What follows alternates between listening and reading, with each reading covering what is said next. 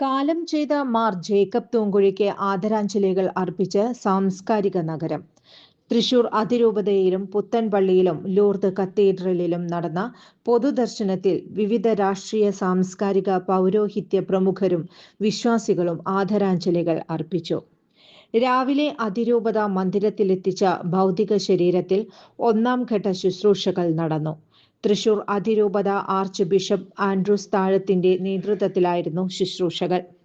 ഒന്നാം ഘട്ട ശുശ്രൂഷകൾക്ക് ശേഷം ഉച്ചയ്ക്ക് 12 മണിയോടെ പരിശുദ്ധ വ്യാകുലമാത പുത്തൻപള്ളിയിലേക്ക് തൂങ്കുഴി പിതാവിന്റെ ഭൗതിക ശരീരം എത്തിച്ചു. വിവിധ രാഷ്ട്രീയ സാമൂഹിക സാംസ്കാരിക പ്രമുഖർക്കൊപ്പം നൂറുകണക്കിന് വിശ്വാസികളും പുത്തൻപള്ളിയിൽ എത്തിച്ചേർന്നിരുന്നു. പുത്തൻപള്ളിയിൽ എത്തിയ ഭൗതിക ശരീരത്തിൽ തൃശൂർ മേയർ MK വർഗീസ് ആദ്യം ആദരാഞ്ജലികൾ അർപ്പിച്ചു. തുടർന്ന് കേന്ദ്രമന്ത്രിയും തൃശൂർ MP-യുമായ സുരേഷ് ഗോപി ആദരാഞ്ജലികൾ അർപ്പിച്ചു. പ്രതിപക്ഷ നേതാവ് VD സതീശനും കോൺഗ്രസ് നേതാക്കളും പുത്തൻപള്ളിയിലെത്തി ആദരാഞ്ജലികൾ അർപ്പിച്ചു.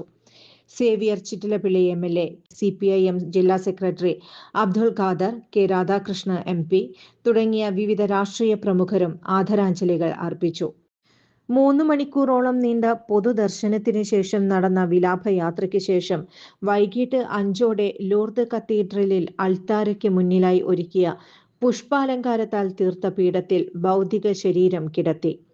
22-ന് കാലത്ത് കത്തീഡ്രലിൽ 2ാം ഘട്ട സംസ്കാര ശുശ്രൂഷയ്ക്ക് ശേഷം കോഴിക്കോട് കോട്ടുള്ളി സ്നേഹഭവനിൽ അന്തിമ വിശ്രമത്തിനായി ഭൗതിക ശരീരം കൊണ്ടുപോകും.